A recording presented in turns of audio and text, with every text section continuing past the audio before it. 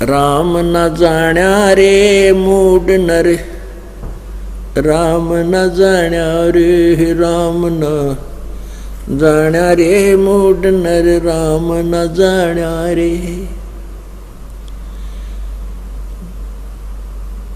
राम न जाण्या रे मूड नर, राम न जाण्या रे। जल की बूंद महल रचायो सकल जिहाना रे, जठर अग्नि से राखिया तेरा पिंड रो प्राणा रे। जातो को भोजन दिया अमृत रस खाना रे, गर्भवास से काट कर नर बाहर आण्या रे। लीला अगम अगाध है सुरती विदना नारे, मात पिता सुत बांधवा क्या देख बुलाना रे। इनमें तेरा कोई नहीं क्यों भया दीवाना रे। जो तन चंदन लेपते वो धरे मसाना रे, सुए सिंबल से या तुरु देख लुभाना रे। चोंच मार व्याकुल भया बहुते पछताना रे, मान सरोवर कमल दलगर दूर पयाना रे। गए रसातल राह को ये पड़ पड़ पोथी पाना रे, राम न जाण्या रे मूड न तन, राम न जाण्या रे। अब कितनी प्यारी ये हो सुख संवेद जो परमेश्वर कबीर जी ने अपनी प्यारी आत्मा गरीबदास साहिब जी के इस कंप्यूटर में फीड कर दी थी, और फिर उस प्यारी आत्मा ने अपने परमेश्वर की महिमा कलम तोड़ गाई। राम न जाण्या रे मूड नर्तन, राम न जाण्या रे। इस सेंटेंस का कितना गहरा अर्थ है पुण्यात्माओं, कि तूने परमात्मा को समझा नहीं, और तू आप जी केवल इसी संसारिक कर्म को ही अपना प्रथम कर्तव्य मानकर करते रहे। क्या बताते हैं कि एक तो तूने परमात्मा की महिमा नहीं समझी कि भगवान की भक्ति करने से क्या लाभ और न करने से क्या हानि होती है। एक तो ये है राम जानना, और दूसरा ये है कि तूने राम नहीं जाना कि वो पूर्ण परमात्मा कौन है, ये तू नहीं समझ सका। उसके लिए क्या बताते हैं, जल की बूंद महल रचायो सकल जिहाना रे, जठर अग्नि से राखिया तेरा पिंड और प्राणा रे। जिस परमेश्वर ने सारे ब्रह्मांडों की रचना की और तेरे शरीर को भी बनाया माँ के गर्भ में, और पेट के अंदर जहाँ बच्चा माता जी के गर्भ में बच्चा जब बनता है वो ऐसा होता है चीकले के सा शरीर, जैसे आपने कोई पक्षी के बच्चे अंडे से निकलते उनका शरीर कितना कच्चा कच्चा सा होता है, इससे भी कच्चा शरीर आपका माँ के गर्भ में था। और जहाँ तू विराजमान था उसके तो बिल्कुल साथ में ही जठराग्नि यानी पाचन अग्नि, इतनी भयंकर आंच होती है, इतनी भयंकर गर्मी है वहाँ पर। अपने शरीर में परमात्मा ने कैसी व्यवस्था की है, जैसे कहते हैं हजारों किरण बहुत तेज गर्मी होती है। जैसे अब हम खाना खाते हैं, हम कच्चा फल भी खाते हैं, सलाद खाते हैं, पक्की रोटी खाते हैं, सब्जी खाते हैं, ये तो अध पकी सी होती है। अंदर जाकर के इसमें इतनी हीट है मालिक की दिव्य शरीर के अंदर, इस सब सारे को फिर दोबारा से परिपक्व करती है, दोबारा से इनको फूकती है, और उस फिर अलग अलग से ऐसी फैक्ट्री लगा रखी है पेट में परमात्मा ने, अलग अलग से उनके सारी व्यवस्था करती है, ब्लड बनाती है, उसी से हड्डी बनती है, मांस बनता है, ऐसे सारी व्यवस्था कर रखी है। तो कहते हैं उस ऐसे स्थान पर भी तेरी रक्षा उस मालिक ने तेरी की हुई है, और आज तो उसी को भूल गया। मात पिता सुत बांधवा क्या देख बुलाना रे, इनमें तेरा कोई नहीं क्यों भया दीवाना रे। परमात्मा कहते काया तेरी है नहीं, ये माया कहां से हो। और चरण कमल में ध्यान रखो, इन दोनों को खो। जब तेरा शरीर ही तेरा नहीं है ये बोली आत्मा, तो फिर इस संपत्ति और संतान को अपना मान के अपना जीवन वेस्ट कर रहा है, व्यर्थ कर रहा है। कहने का भाव ये नहीं है कि बच्चों को त्याग दे या घर छोड़ कर भाग जा, नहीं। ये एक कार्य और है जो इम्पोर्टेंट था तेरे इस मनुष्य जीवन का, उसको शुरू कर और उसको प्रथम श्रेणी में लिया, बस इतनी सी बात है। जैसे हम पुण्यात्मा विचार करने की बात है, कोई भी व्यक्ति अपने प्रयत्न करके जब थक लेता है, ना उसका कोई कार्य सिद्ध होता है, ना उसके घर में कोई बरकत होती है, कोई हानि हो ही रही है, तो फिर वो परमात्मा की तरफ चलता है, परमात्मा से लाभ लेना चाहता है।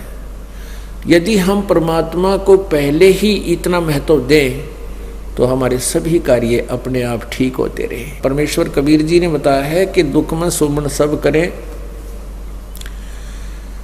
और सुख में करे न कोई, और जे सुख में सुमन करें तो दुख काहे को होए। सुख में सुमरण किया नहीं, फिर दुख में करते याद, कहे कबीरता दास की, फिर कौन सुने फरियाद। अपनात्मा सुमन का अर्थ क्या होता है? आप जी ने उपदेश ले लिया और स्मरण कर रहे हो आप, और साथ में कोई मर्यादा भी भंग कर रहे हो तो स्मरण नहीं लगेगा आपका। कुछ पुण्यात्मा ऐसे कहते हैं जी हमने नाम भी ले रखा है, हम भक्ति भी कर रहे हैं, और फिर भी हमारे ऊपर आपत्ति आई है और भयंकर आज आ गई है। तो कहने का भाव ये है इस दास का कि उन्होंने सिमरन नहीं किया, सिमरन में मर्यादा में नहीं रहे। मर्यादा टूट जाने से ऐसी दिक्कत आ सकती है, अन्यथा नहीं आ सकती। तो सिमरन का तात्पर्य है कि परमात्मा कहते हैं दुख में सुमन सब करें, सुख में करे न कोई। आप दुखी हो, आपको राहत मिली, सुखी हुए, कुछ दिनों के बाद आप इतने भूल जाते हो सत्संग के अभाव से, और फिर गलतियां प्रारंभ कर देते हो। लोक लाज में आके, लोक लाज में आके गुरुजी के द्वारा दिए गए आदेश की अवहेलना कर देते हो, उल्लंघन कर देते हो, मर्यादा तोड़ देते हो, तो काल का दाव लग जाता है। कुछ एक ऐसे भक्त हैं जिनके पिछले पुण्य अच्छे होते हैं, और वो पुण्यों के कारण, पिछले पुण्य तो हैं ही, उन पुण्यों के कारण वो सुखी है। जिस इस नकली लोक में जिसको हम सुख मानते हैं वो संसारिक दृष्टि से सुखी है, और उसने उपदेश भी ले लिया है। और एक ऐसा प्राणी है जिसके पूर्व जन्म के पुण्य गणे नहीं है, उस पर आपत्ति आ गई है। परमात्मा कबीर जी की शरण में यहाँ आ गया है, आने से उसने नाम लेने से लाभ शुरू हो गया है। तो कुछ दिनों के बाद उसको दुख आने बंद हो जाएंगे, क्योंकि पुण्य बढ़ जाएंगे, पाप समाप्त कर देता है परमात्मा। तो फिर वो कुछ दिनों में उस दूसरे भक्त को देखा देखी कि दूसरा भक्त है, वो भी नाम लिए हुए है, और वो भी मर्यादा तोड़ देता है, जो गुरुजी ने आदेश दे रखा है उसका उल्लंघन कर देता है, और देखता है कि उस पर कोई आपत्ति अभी आ नहीं रही। उसको देखकर वो स्वयं भी विचलित होकर के कोई मर्यादा भंग कर देता है। तो ऐसे फिर आपत्तियां फिर प्रारंभ हो जाती है। जिस व्यक्ति ने उपदेश भी ले रखा है और नाम भी खंडित कर दिया, तो उस पर अब मंत्र उसका है नहीं उसके पास। इस नाम की कमाई बिल्कुल नहीं है। जिसने बीड़ी पी ली, शराब पी ली, मांस खा लिया, या कोई आन उपासना कर ली, या लोक लाज में आके परमात्मा वाले नियम से वो वंचित हो गया, तो उसकी भक्ति नहीं चल रही, उसके पिछले पुण्य चल रहे हैं। और वो सत्संग में भी आ जाता है, नहीं भी आता है, बीड़ी भी पीता है, एक आदमी में गुट्टी भी ला लेता है, और वो फिर भी कहता मैं संत रामपाल का शिष्य हूँ। वो कह रहा है प्रभुदास का शिष्य नहीं है। हाँ, उसके साथ क्या बनेगी? फिर एक ही दम इतनी आपत्ति आवेगी जब उसके पुण्य समाप्त हो जाएंगे, वो बक्कल उतरेगा। और फिर वो व्यक्ति आकर के कहेगा कि मैंने तो नाम ले रखा था जी, हमारे घर पे भी ऐसी आपत्ति आ गई, तो वो ऐसा पाप आत्मा होगा कि आसपास के क्षेत्र के 10-5 कोई भक्त चारे हो नाम लेने के लिए श्रद्धालु, तो उनके लिए भी वो एक रोड़ा बन जाएगा। यो कहेंगे देखो उनका नाम ले रखा था, आज उनका इतनी आपत्ति आ गई। तो उसके पास नाम नहीं था भगवान वाला, परमात्मा का प्रोटेक्शन नहीं था। जब लग हंसा हमारी आना और काल लगे नहीं तेरा बाण। जब तक हम परमात्मा की मर्यादा में रहेंगे, आन माने मर्यादा, तब तक काल का अटैक हमारे पर नहीं होगा। तो इस प्रकार हमने परमात्मा की भक्ति के साथ साथ मर्यादा की भी आवश्यकता पड़ती है। जैसे हमने खेत में बीज दिया, समार भी दिया, बीज भी डाल दिया, डोल बनाई नहीं, उसकी डोली नहीं बनाई, उसके चारों तरफ मेड़ नहीं बनाई, डोला नहीं बनाया, तो पानी डालेंगे वो भी इधर उधर बिखर जाएगा, खाद डालेंगे वो भी इधर उधर बिखर जाएगा, तो फसल नहीं तैयार होगी। तो मर्यादा एक डोल बनेगी और ये अति आवश्यक है। इसमें परमात्मा की भक्ति को रोकने के लिए, इसको परिपक्व करने के लिए। मात पिता सुत बांधुआ क्यों देख बुलाना रे, इनमें तेरा कोई नहीं क्यों भया दीवाना रे। जो तन चंदन लेपते सो धरे मसाना रे, सूरज चंबन से या तुरु देख बुलाना रे, और चौंच मार व्याकुल भया बहुते पछताना रे। एक तोता पक्षी होता है, इसको सुआ कहते हैं। सुआ पक्षी होता है और वो परिपक्व फलों को खाता है, चोंच मार मार के खुशी से पके पके फलों को खाता है, शेष को छोड़ देता है। तो कहते हैं तोता क्या करता है, पहले से ही वृक्ष की आशा करता है, ये वृक्ष बड़ा होगा, ये पेड़ बड़ा होगा, इसको फल लगेंगे और खाऊंगा। तो तोते ने एक संभल के पेड़ के ऊपर, सिंभल के पेड़ के ऊपर आस्था लगा ली कि ये पेड़ बड़ा होगा, इसका फल लगेंगे और फिर मैं जी भर के खाऊंगा, आनंद मनाऊंगा। तो क्या हुआ, 10-12 वर्ष के अंदर वो पेड़ बड़ा हुआ, उसके फल लगे और फल इतने बढ़िया लगते हैं जैसे बहुत मीठे स्वादिष्ट मिलेंगे। जब वो परिपक्व हो जाते हैं तो उसके फलों में, उसके डोडों में कपास होती है, रुई होती है। अब तोते ने देखा कि ये पक गया है, इसको खाऊं, उसने जोर से चोंच मारी, वो रुई उस डोडे की तोते की चोंच में फंस गई। अब जान की दुश्मन हो गया वो। सोचा था कि ये मुझे सुख देगा, आनंद होगा, मैं खुशी मनाऊंगा और पेट भर अन्न खाऊंगा। अंत में उसमें डोडे में कपास पाई, वो खाद्य पदार्थ नहीं था। तो परमात्मा इसकी तुलना आप जी से करते हैं।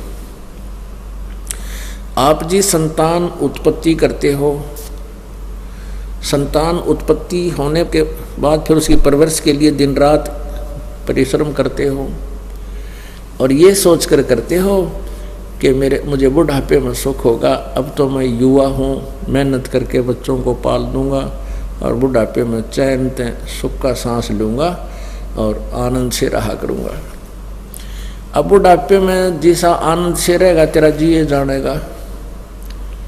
बुढ़ापे में रह लिया आनंद है, शरीर काम करे नहीं, जाड़ दांत जाते रहे, शरीर में वीकनेस कमजोरी इतनी आ जा, उठा जा ना बैठा जा, आजमा खराब हो गया, कदे कहीं दर्द है कहीं कुछ है।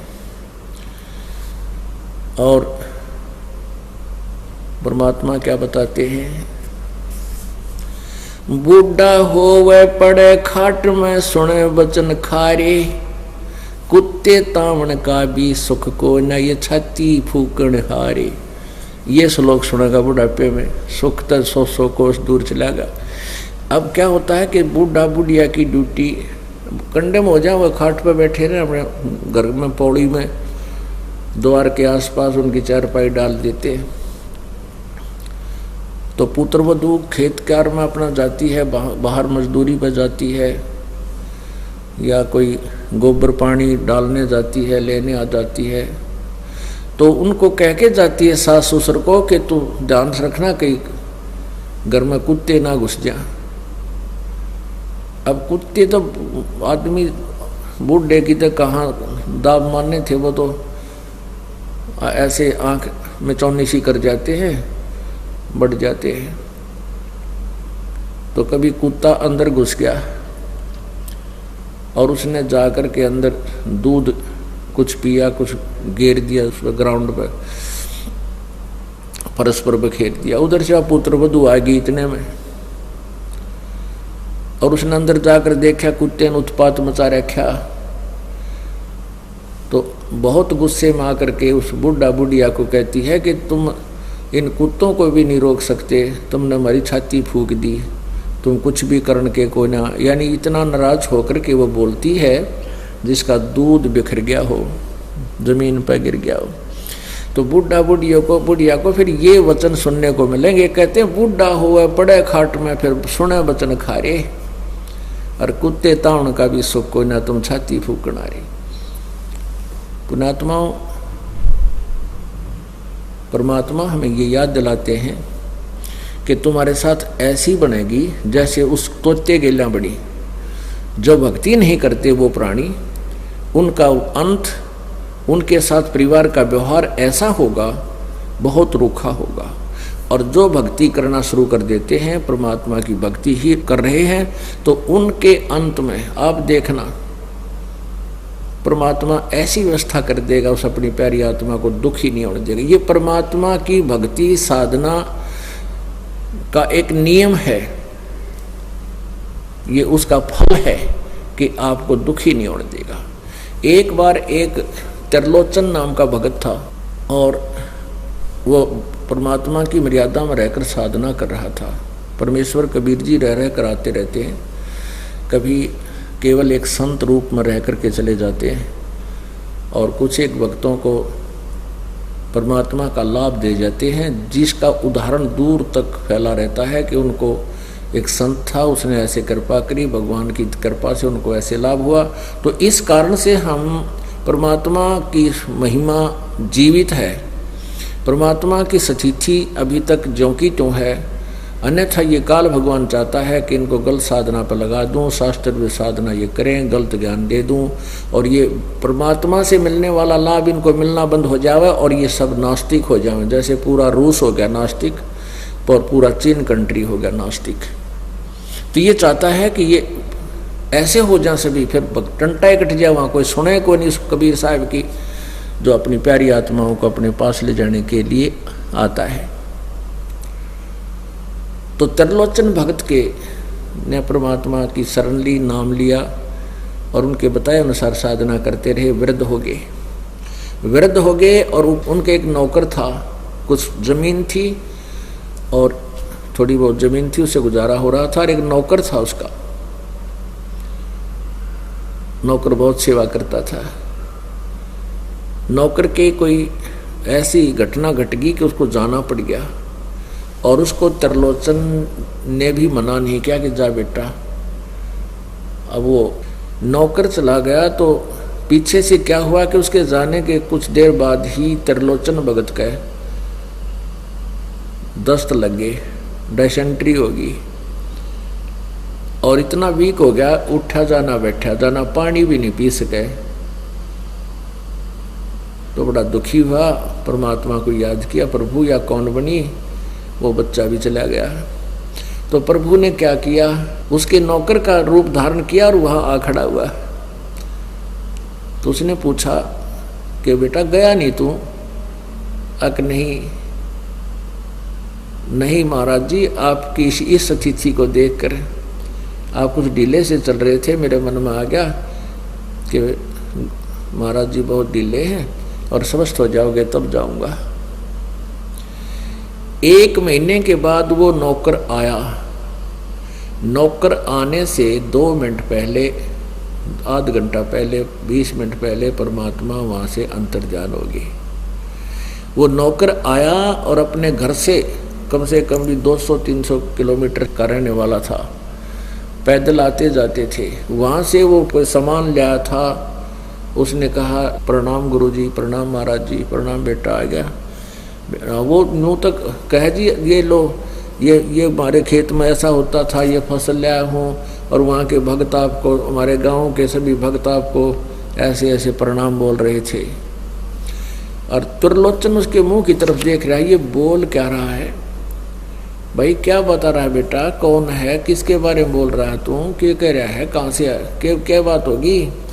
अजी मैं वहाँ से आया हूँ, अपने गांव से आज, और ये सामान लाया हूँ आपके लिए, वहाँ के भक्तों ने ऐसे ऐसे दिया है, प्रणाम किया है, और ये मैं अपने घर से लाया हूँ ये आपके लिए। और गुरुजी ऐसे ऐसे रास्ते में बड़ी दिक्कत आई, एक जगह तो ऐसे था। वो कह रहा है भले आदमी तू बोल क्या रहा है, तू सच्ची बता, क्या कह रहा है तू यही नहीं था मेरे पास। अगर नहीं गुरुजी मैं तो अभी आ रहा हूँ। तो कुछ पीछे से भगत भी आगे, वो खेतों में काम कर रहे थे, और उन्होंने बताया जी आपका भगत हमने देखा था, ताइवान लग रहा था। तो त्रिलोचन ने कहा कि भाई यहाँ वो कौन था, ओए होए रे भगत त्रिलोचन। वो कहता तू मेरी सेवा कर रहा था यहाँ पर, तने मेरी टट्टी ठाठा कर डाली, मेरे हाथ तक धोए, और बेटा रोटी बनाया करता। नहीं गुरुजी मैं तो आज आया हूँ, मैं तो आज आया हूँ स्वामी जी, और ये सामान लाया हूँ वहाँ से। तब रोया वो टक्कर मार के त्रिलोचन, हे परमात्मा इस पापी पर इतनी कृपा आपकी कि आपने आकर के इस दास के अतिसार भी उठा कर डाले, टट्टी भी उठा कर डाली, कपड़े धोए, रोटी पोई, खाना खिलाया। तो परमात्मा कहते हैं यदि आप जी सच्चे दिल से, देखो भक्ति तो सभी करते हैं, बच्चे स्कूलों में सभी पढ़ा करते हैं और सभी विद्यार्थी होते हैं। कुछ एक बच्चे इंटेलिजेंट होते हैं, अच्छी मेरिट से पास होते हैं तो अच्छे ऑफिसर बनते हैं, तो उनको ही विशेष लाभ मिलता है। तो ऐसे ही कुछ फेल भी हो जाते हैं। तो पुण्यात्माओं आप ही में से आप सच्चे दिल से सच्ची साधना जैसे दास बताता है मर्यादा में रहते हुए करो, और फिर देखना परमात्मा की लीला है। भगवान वही है, किसी चीज में कोई परिवर्तन नहीं हुआ है। परिवर्तन इतना हो गया था कि हम परमात्मा से मिलने वाले लाभ की विधि से वंचित हो गए थे, और हम परमात्मा की परिभाषा से भी अपरिचित हो गए थे। वो स्वयं परमेश्वर ने आके बताई है। मात पिता सुत बांधुआ क्यों देख बुलाना रे, इनमें तेरा कोई नहीं क्यों बहा दीवाना रे, सुअ सिंबल से या तुरु देख लुभाना रे, और चोंच मारी व्याकुल भया बहुते पिस्ताना रे, मान सरोवर कमल दल गर दूर प्याना रे, गैर सातल राह को पढ़ पोथी पाना रे। अब जो हम सदग्रंथ पढ़ा करते थे, पवित्र वेद, पवित्र श्रीमद् गीता, पवित्र पुराण आदि, कहते हैं इनके पाठ करने वाले यथार्थ ज्ञान से परिचित नहीं हो पाए, यथार्थ मंत्र से भी वो परिचित नहीं थे, जिस कारण से वो ये पाठ करने वाले, पुस्तकों को, पोथियों को पढ़ने वाले भी नरक में गए, अर्थात उनका जीवन व्यर्थ हुआ। क्यों? क्योंकि उनको सतगुरु संत से नहीं पूजे पाषाणा रे। सतगुरु संत यानी परम संत उन्होंने मिले नहीं, उनको परम संत की उन्होंने सेवा नहीं की। सतगुरु संत से नहीं पूजे पाषाणा रे, और मरकब है कुम्हार के फिर शुक्र सवाना रे। पंथ पुरातन बूझ है कोई संत सुदाना रे, और श्वासा पारस नाम है ना भी स्थाना रे। ओह, सतगुरु संत से नहीं, और पूज्य पाषाणा माने मूर्तियां, पत्थर की मूर्तियों की पूजाएं की, यानी शास्त्र साधनाएं की। और मरकब है कुम्हार का फिर शुक्र सुहाना रे, गधे कुत्ते की सूर की योनियां प्राप्त की आप जी ने। पंथ पुरातन बूझ है कोई संत सुदाना रे, कोई बहुत ही बुद्धिमान व्यक्ति उस मूल ज्ञान को सुनता है, उसके बारे में जानकारी प्राप्त करता है। पंथ पुरातन बूझ है, पुरातन माने वो आदि पंथ के बारे में कोई एकादा ही पूछता है। और श्वासा पारस नाम है ना भी स्थाना रे, हृदय में हरिपाई ये त्रिकुटी प्रवाना रे, गगन मंडल में गुम्मट है जहाँ दौजा निशाना रे। हाजिर नाजिर है धनी साहेब दिलदाना रे, पलकों चौरा कीजिए ता पर कुर्बाना रे। मन पौन स्वर से आगम है कह नृत्य बयाना रे, जैसे अलल आकाश को धर है धुन जाना रे। आसन बंद अडोल मन जो पद ही समाना रे। गरीब दासियों पाइये पीव पुरुष पुराना रे। गगन मंडल में गुमट है जहां ध्वजा निशाना रे। गगन मंडल में एक आकाश में सतलोक के अंदर एक बहुत बड़ा गुमट है, गुमज इसको बोलते हैं, और उसके ऊपर एक ध्वजा, सफेद ध्वजा फहरा रहा है, झंडा फहरा रहा परमात्मा का। ऋग्वेद मंडल नंबर 9 सूक्त नंबर 96 96 के मंत्र नंबर 16 से लेकर 20 तक एक विशेष विवरण दिया है। वेद ज्ञान दाता ब्रह्म कहता है कि हे प्रभु आप अपने वास्तविक नाम का ज्ञान कराएं। अगले ही श्लोक में, अब अगले ही मंत्र में स्पष्ट किया है कि वो परमात्मा कबीर है और वो कबीर वाणी के द्वारा लोकोक्तियों के माध्यम से अपने यथार्थ ज्ञान को एक संत या ऋषि रूप में प्रकट होकर के ऊंचे स्वर में आवाज लगा लगा कर बोलता है। चारों युग में संत पुकारे कूक कहा हम हेल रे। हीरे माणक मोती वर्ष है यो जग चुगता डेल रे। खुद भी मालिक अपने अमरवाणी में बोलते हैं कि चारों युग में ये मेरे से परिचित संतों को जिनको मैंने ज्ञान दिया उन्होंने भी आवाज लगाई और मैंने भी रुक के मार मार के आवाज लगाई, वो ज्ञान दिया।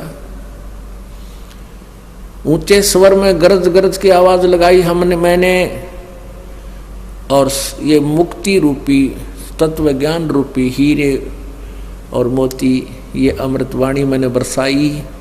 लेकिन इस यथार्थ ज्ञान को, यथार्थ मोक्ष मार्ग को किसी ने ग्रहण नहीं किया, इस लाल को किसी ने ग्रहण नहीं किया, हीरे मोतियों को किसी ने ग्रहण नहीं किया, और आन उपासना रूपी ये डले इकट्ठे कर लिए, डले डो लिए, गलत साधनाएं कर ली। अब पुण्यात्माओं, परसों के समाचार पत्र में एक दुखदायी घटना पढ़ने को मिली कि गुड़गांव के पास एक गांव का एक ट्रक इस आन उपासना कावड़ लेने के लिए गया और वो गंगोत्री के पास जाकर के एक खड्डे में बहुत 150 मीटर 400-500 फुट गहरी खाई में गिर गया और सभी मर गए। एक ही गांव के 22 व्यक्ति मर गए, 20 और 2 फेर मर गए उनके दुख में। 20 व्यक्ति मर गए, एक परिवार के 4, एक परिवार के 3 है। आन उपासक भगवान शिव की वो साधना शास्त्र विरुद्ध कर रहे थे। परमात्मा, क्योंकि शास्त्र विरुद्ध साधना करने वाले को किसी भी इष्ट की साधना कीजिए वो उनकी मदद नहीं करेगा। और कबीर साहब क्या बताते थे, पर भी लेन जात है दुनिया, हमारा ज्ञान किने ना सुनिया। वहाँ पर भी लेन, जैसे कोई कुंभ का मेला हो जा, वहाँ देखो कितनी दुनिया जाती है, किसी तालाब पर हो जाता है या किसी दरिया पर हो जाता है। परमात्मा कहते हैं हमने यथार्थ ज्ञान दिया, ये हमारा तत्व ज्ञान किसी ने नहीं सुनिया। पर भी लेन जात है दुनिया, वहाँ धक्के खान जाती है, और हमारा ज्ञान किन्हें नहीं सुनिया। चारों युग में संत पुकारे कूक कहा हम हेल रे, ये हीरे माणिक मोती बरसे यो जग चुगता डेल रे। तो वही वेद बता रहे हैं, कबीर परमात्मा को धर्मदास जी ने ये शब्द कहे थे कि हे गुरुदेव, जो ज्ञान आपने दिया ये आज तक हमारे को किसी ने नहीं बताया। और जितने भी हमारे ब्राह्मण गुरु थे, ऋषि थे, महर्षि थे, वो कहते थे कि हम तुम्हें गीता और वेदों से ज्ञान देते, लेकिन ये ज्ञान तो मालिक नहीं था उनके पास। तो इससे सिद्ध है कि वेद और ये कतेब, कुरान, पुराण ये सब झूठे हैं। तो परमेश्वर कबीर जी ने कहा कि ना, नहीं बेटा, वेद कतेब झूठे नहीं भाई, और झूठे हैं दो समझे नहीं। ये वेद और ये कतेब, ये किताबें जितनी भी पुराण पुस्तकें हैं, धार्मिक ग्रंथ, इनको कतेब कहते हैं, जिसमें बाइबल, कुरान, पुराण, गीता, वेद, ये सारे आ गए, चारों वेद। कहते हैं झूठे नहीं है, झूठे वो लोग हैं जो इनको समझ नहीं सके, इनके अंदर ज्ञान झूठ नहीं है। और फिर परमात्मा ने बताया, ये क्लियर होएगा कि कबीर जी ने 600 वर्ष पहले बताया था कि ब्रह्मा विष्णु महेश ये नासवान है, इनकी जन्म मृत्यु होती है। और हमें वेदों और गीता का सहारा लेकर ये बताया जाता था कि वेदों और गीता जी और पुराणों में इन्हीं भगवानों की पूजा के करने के लिए कहा। ये मृत्युंजय हैं, कालज्य है, अजर अमर है, इनके कोई माता पिता नहीं है। ये ज्ञान हमें सुनाया गया था जो झूठा ज्ञान था, लोक वेद था, वो दंत कथा थी। तो परमात्मा कहते वेद मेरा भेद है और मैं ना वेदन के माही, और जौन वेद से मैं मिलूं ये वेद जानते नहीं। वेद जो हैं ये मेरी ही जानकारी दे रहे हैं, चारों वेद, ऋग्वेद, यजुर्वेद और सामवेद और अथर्ववेद। कहते ये चारों वेद मेरे ही बारे में जानकारी दे रहे हैं, लेकिन मुझे पाने की विधि इन चारों वेदों में नहीं है। वो जिस वेद में वो है, वो इस वेद, ये वेद नहीं जानते। लास्ट में वेद बोलने वाला भी कह देता है नेति नेति नेति, कि जितना ज्ञान हमने दिया इन वेदों में न इति, इसका इतना ही अंत नहीं है, ये इतना ही नहीं है, ये अंत नहीं, इति माने समाप्त नहीं है, न इति। तो नेति नेति कह के कहते वो ज्ञान हम लाए हैं, कबीर जी कहते हैं, जो वेद नेति कह हारा, चारों वेद भी तुम्हारे नेति कह करके हार गए कि हम नहीं जानते। इससे आगे ऋग्वेद मंडल नंबर 9 सूक्त नंबर 96 के मंत्र 16 से 20 के बीच की जो आपको समरी सुनाता हूँ मौखिक, तो उसमें ये लिखा है कि वो परमात्मा जज्ञानम जानबूझकर प्रकट होता है, एक शिशु जज्ञानम शिशु रूप धारण करता है, और जब वो बड़ा होता है तो अपने ज्ञान को, अपने वास्तविक मंत्र को, अपने नाम को, मेरा क्या नाम है और क्या वास्तविक गुप्त मंत्र है, कौन सा है, उसको वो स्वयं ही आकर के बताता है। और वो अपना ज्ञान अपने मुखारविंद से ऊंचे स्वर में गरज गरज कर कबीर वाणी के द्वारा बोलता है। और वो लोकोक्तियों के माध्यम से, श्लोकों, दोहों के माध्यम से ज्ञान प्रचार करने के कारण एक प्रसिद्ध कवि की उपमा उपाधि भी प्राप्त करता है, पदवी भी प्राप्त करता है। लेकिन वो होता है भगवान ही, और उस ऋषि रूप में, एक संत रूप में, एक गुरु रूप में प्रकट परमात्मा के द्वारा रची हुई उसकी हजारों वाणी, असंख्यों वाणियाँ उसके अनुयायियों के लिए जब वह गुरु रूप में आता है, वो बहुत से जनसमूह उनके पीछे होता है। जैसे कबीर परमेश्वर जी 600 वर्ष पहले बनारस में आए थे, काशी में, तो उनके 64 लाख शिष्य हुए थे, और ये वाणी मालिक ने लिखवा दी थी। सब ने, कुछ एक व्यक्तियों ने लिख कर अपने पास रख ली थी, आवश्यक सी।